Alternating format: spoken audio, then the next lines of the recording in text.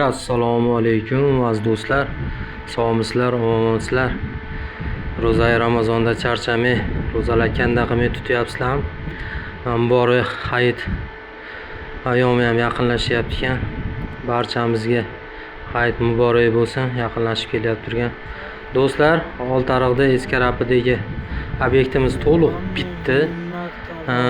Ozgina gipka kamin haqida tushuncha berib o'taman do'stlar.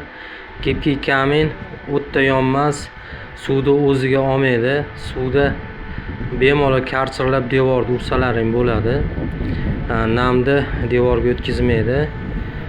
Keyingi etapi kilelarimiz juda mustahkam bo'lib, umuman devordan qo'yib yubormaydi. Xudo xolasa inspeksiya qilingan. 15 yil 20 yil devor tekis bo'lsa bemalol chidab beriladi.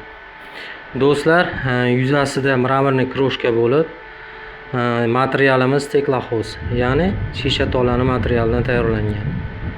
Kilelarimizga kelsak, juda ham mustahkam kile bo'lib, plastmassadan tashqari barcha buyumlarga yopishib ketaveradi. Do'stlar, yana qiziqqan ma'lumot kerak bo'lsa, ekrandagi chiqib turgan raqamlarga murojaat qilaverasizlar. Keyin gipka kamin tekis devorga yopishadi. Do'stlar, bu raykada qatirilmaydi, adashtirmanglar. Rayka bilan to'qib, raykaga qatirilmaydi. Shkaturka, ya'ni qumsuvoq yoki loysuvoq bo'lishi kerak.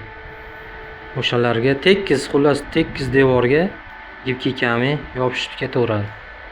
Do'stlar, bizdan uzoqlashmanglar, sog' bo'linglar, salomat bo'linglar. Ulug' ayyom kunlarda barchalaringga kuch-quvvat tilaymiz. Biz har doimgidek xizmatlaringdamiz.